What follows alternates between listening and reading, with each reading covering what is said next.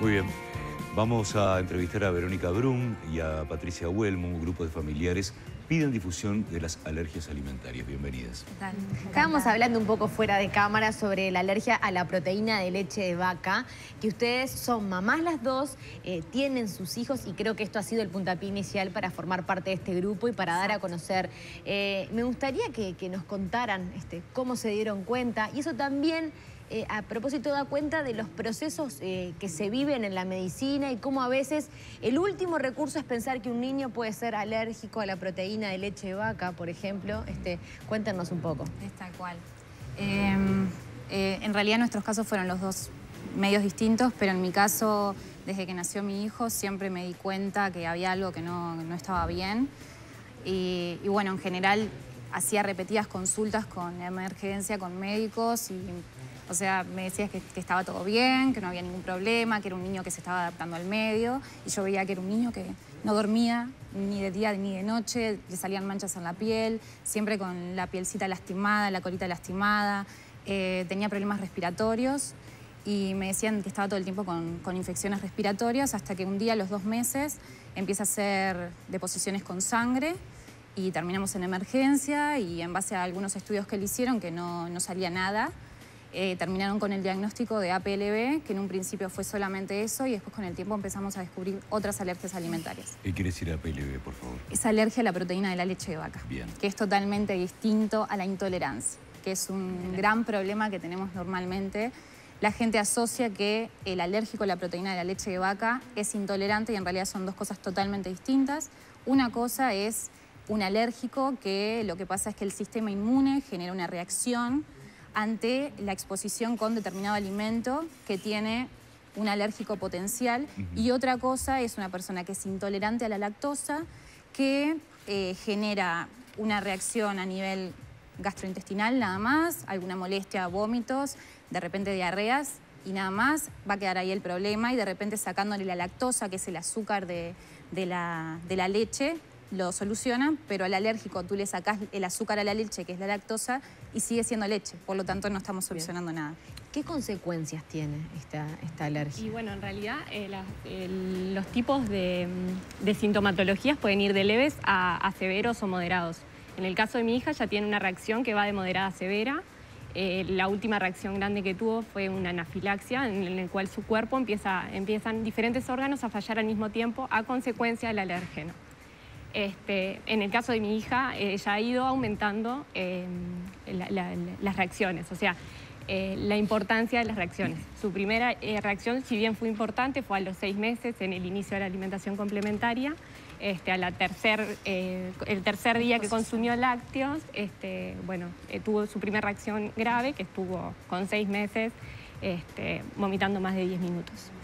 Y bueno, en realidad las alergias van dependiendo, no hay como un modelo a seguir. Un niño alérgico puede tener diferentes tipos de alergias, porque también, o sea, esto ya es más clínico, pero existen las que son mediadas por la IG, la inmunoglobulina de la sangre, que esas requieren del EpiPen para poder salir del shock anafiláctico, de la reacción alérgica que es más severa que la de un mediado, que puede pasar que a veces el APLB se toma como que vienen de bebés y como que va entre los 0 y los 12 meses, que ahí está el mayor porcentaje de niños con alergias, pero existen otros porcentajes, otros niños con otros tipos de reacciones. ¿Cuánto se sabe aquí en nuestro país de estas alergias y cómo se tratan? Se sabe... Prácticamente nada. Exacto, prácticamente nada. Nosotros estamos tratando de movernos en varios aspectos, tanto políticos, sociales, con el sindicato médico del Uruguay, para ver si se puede hacer algún tipo de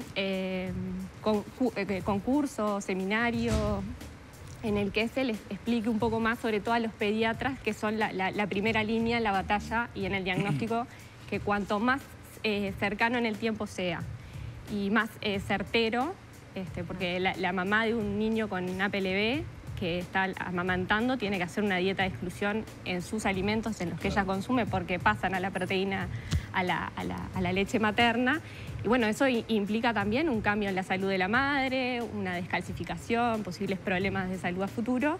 Entonces también tienen que ser diagnósticos precisos para, bueno, no pasar por por toda esa carencia nutricional que tiene un alérgico y su madre en el caso de la lactancia. ¿Qué alimentos están prohibidos, por ejemplo, para un alérgico a la proteína de leche de vaca? Para un alérgico a la proteína de leche de vaca no puede consumir ningún alimento que la contenga o que en sus plantas procesadoras se elaboren alimentos que tienen leche. Por ejemplo, mi hija reacciona a la gelatina Conaprole, que la procesan en la planta de Conaprole, pero me asegura el ingeniero químico de la planta de que no tiene leche. Entonces, pero claramente hay algún tiene contaminación. Claro, lo que pasa que en otros con países... Exacto. Por un lado tenemos los alimentos que contienen, en este caso la proteína de la leche de vaca, pero por otro lado tenemos todos aquellos alimentos que dentro de la planta pueden llegar a tener una contaminación cruzada o una traza. O también en la materia prima de la preparación Exacto. de cierto alimento, en alguna de esas ramas de la materia, de los ingredientes que se usan, por ejemplo, para un ultraprocesado, puede haber que tenga, no sé, queso rallado, algo que le pongan al ultraprocesado, en realidad. ¿Qué es lo que están reclamando ustedes como grupo? Bueno, primero que nada, nos encantaría que tuviéramos una ley de etiquetado, que no es algo que estamos inventando nosotros, sino que ya existen en varios países. Con la ley de etiquetado lo que logramos es no solamente saber todos los ingredientes que tiene un alimento, que hoy en día pasamos llamando a fábricas para saber qué realmente tiene el alimento o no, y en ocasiones hasta recibimos la respuesta de que, bueno, como total no tengo la responsabilidad de declarar todo lo que tiene el alimento, no lo hago. Eso por un lado, súper importante tener la declaración de todos los alimentos, pero además también hay una ley que implica que se declaren los alérgenos potenciales. ¿Tá? Se sabe que hay 200 alérgenos potenciales, o sea, alimentos que generan alergias, sin embargo, más del 90% aproximadamente o más, son 8 específicamente, y hay una ley en algunos países en los cuales esos alérgenos puntualmente se declaran, tienen que aparecer en negrita, aparece más grande un cartel y aparece separado, dice alérgicos, por ejemplo, traza de soja, contiene leche. Entonces eso es muy importante, y por otro lado también hay ciertos países que lo que hacen es poner como una etiquetita, por ejemplo, para alérgicos al huevo, un huevito con un loguito que dice que no contiene huevo, que puede contenerlo. Bien. Seguramente hay otros padres que estarán pasando por este Sí. problema. ¿Cómo se comunican con ustedes?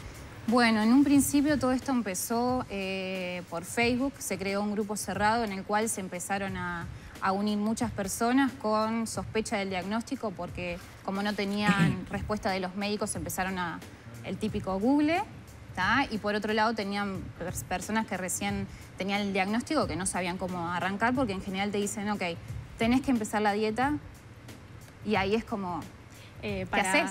¿No? Porque no tenés idea. Entonces empezó todo primero en una primera instancia por Facebook, hay un grupo bastante grande de familias. Después de ahí se creó un WhatsApp en el cual tenemos varias mamás que van llegando con diagnósticos recientes, súper angustiadas a veces, o de repente piden ayuda porque, no sé, terminaron en la emergencia y, bueno, tenemos fotos y de todo. Y tenemos un Instagram también hace un tiempito donde estamos exponiendo todo este tema. Ahí en los zócalos están apareciendo las vías de comunicación con ustedes. Verónica Brum, Patricia Huelmo, muchas gracias por esta visita, bueno, y que esto avance para bien para todos, sobre todo para los niños. Gracias por la información que aportaron, además, que es tan importante. Bueno, muchas gracias.